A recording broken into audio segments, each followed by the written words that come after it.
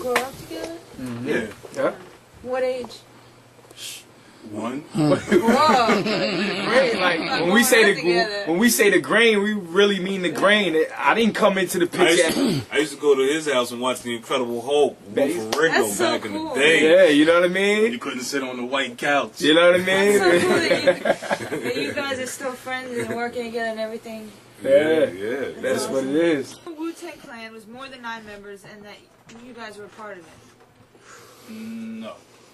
That's not true. Not true. The Wu-Tang Clan, that's the 9 members. Actually, it were 8 members, and then they added 1 more. Which is silly priest. I mean, let Brian answer that one. Well, you get. Oh. Go on, boss. Keep going, Okay, no, just answer the question. Let's go. Yeah. She said what? What was the question? Said the original 9 members, and you're saying it was originally 8. Well, were we part of the original Wu-Tang Clan? All right, we could say we was a part of the original Wu-Tang movement. Why don't we break that down since we talked in the other room about that privately? Let's give the fans a little bit of the history lesson that you were giving me, Pop, because that was very straight from the brain right here, I think, that knowledge. I think the fans would love to hear that. Well, we'll explain it to you like this. GP the Grain and Wu-Tang. GP the Grain and Wu-Tang both had their start. GP the Grain and Wu-Tang both had their start more or less in Stapleton. So when you say, are we a part of are there more than 9 members in the Wu-Tang Clan? Nah, there's more than 9 people in the Wu-Tang movement. When you have GP the Grain, you have Rubber Bands, Down Low, June Lover, and myself. But there's a lot of people in the GP movement. Feel me? So to the listeners or to the fans out there, the Clan is just 9 people from out of the Wu-Tang movement. That's why they're the Wu-Tang Clan. They're a clan from out of Wu-Tang. Right. Feel me? And y'all gotta understand that. It probably will take a few of you a while to digest it, but you understand what it is. Wu-Tang was a movement. And just 9 people put their head up out of that movement, made a group, and Wu-Tang was supposed to be much larger than it was if those steps were taken correctly and properly, and maybe we would have been part of not the clan, but the movement of Wu-Tang would have been exposed in a different way than it has been exposed, and we wouldn't have been feeling outcast, as well as Shaheem and your King Just and so forth and so on. Right. You know, we would have been part of that, not clan, but we'd have been more exposed to the movement of Wu-Tang to make it a more worldwide known thing. But now we're more concerned with making GP, which came from Staten Island, out of Stapleton, which Wu-Tang came from at the same time, but we're more focused on bringing GP to the forefront. Okay. I'm going to take over the questions now. After you got your group deal with MCA and released your first album, Pop released his solo album on the same label. Were you supposed to drop any other albums on this label? I think maybe we were supposed to drop other albums on the label, but when Hank Shockley put us all together in the meeting and he said, yo, we're going to give you a second album, but we're not going to promote it or put any backing into it, it was more or less like, why even venture on into the situation with these dudes? So there might have been more albums. But when Pop dropped his solo album, was on MCA, it was through an independent, which was Smoke Records. So I was really signed through Smoke Records. It was just that MCA figured they'd jump out the window and say, we'll help you, but they more or less shot me in the other foot. When GP shot me. You know, GP shot us all in one foot, and then the Brown Hornet was another shot in another foot through the Steve Corbin and Naheem, and you know what I mean? It was just a terrible situation. Okay, so we haven't heard much from you guys for a while, especially Down Low Record. What have you been up to musically? Just writing, keeping my tongue sharp, because I still believe I'm the nicest in the world. So, and supporting my man Jux as far as making his beats. That's pretty much what I've been doing. I've pretty much just been raising my kids, man. So. No doubt. But I mean, we've heard different things. I think, you know, we've had some things, you know, especially from bands. We got something in the store from bands. Right. You know, so I'm sure there's a lot of music to come. For sure. One of the fans would like to tell you that 5 Elements off the Lost Generation is their favorite song ever. That's one of my favorites, too. Mine too. Do you have any unreleased cypher joints like that? Oh yeah, Any other ones? yeah, we do. 5 Elements, though, to be honest, just to the fans out there, right, that was a joint. What makes it what it is because RNS is the producer, and us from Shaheem Bands, and us three collectively were that. Oh, my good, you know what I mean? Just that time frame and what was supposed to transpire after, you know what I mean, would still exist today because that brotherhood and that us making music, it comes second nature. It's nothing. It's like the world, God willing, us being able to make music or get on the stage would be very blessed because what we have to represent now and have to offer was started way back in 5 Elements. That feeling on that joint, and especially that Big Daddy Kane remix.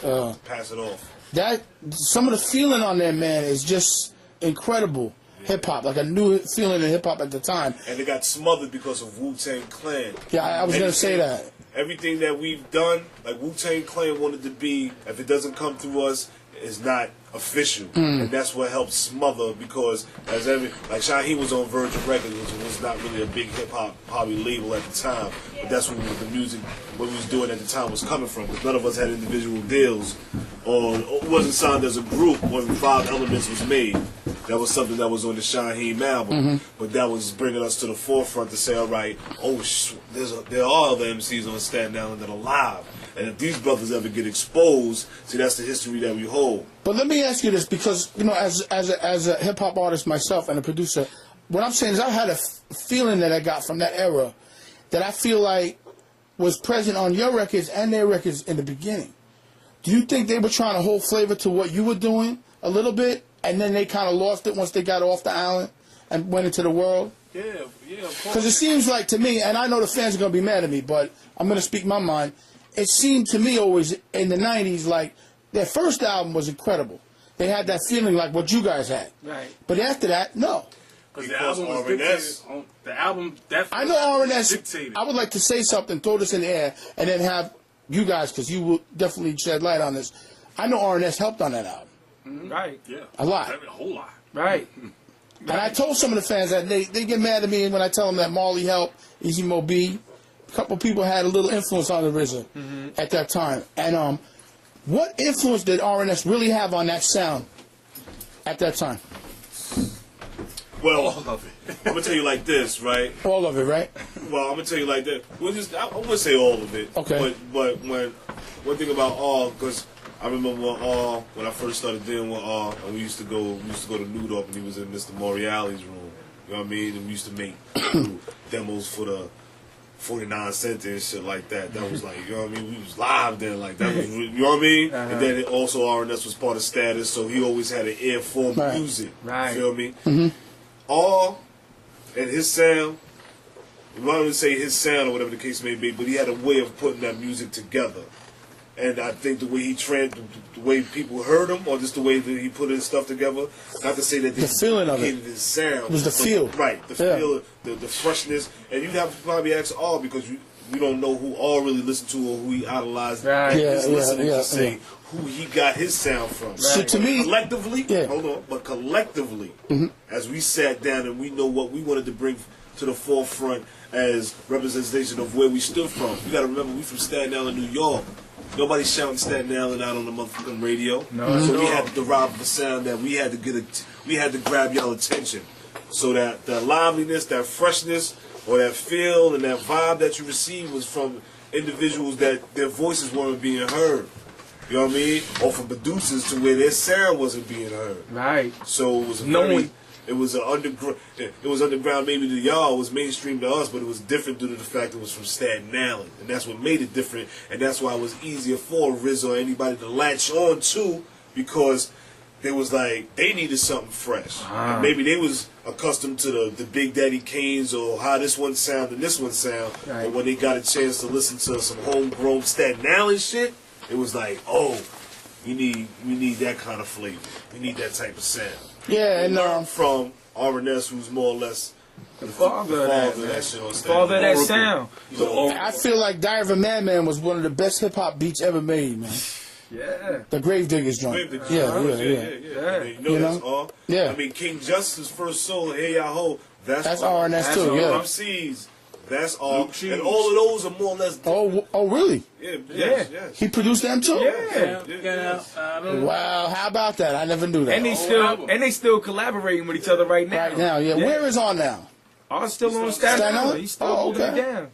So he's all right. He didn't get shot in the head and none of that stuff. Nah, he's cool. He got He's shot. all right. You know, at a Shaheem show one time. Few years back. He got shot, but he's good. Okay, that's good to know. Is he going to be working with y'all Yeah. in the comeback?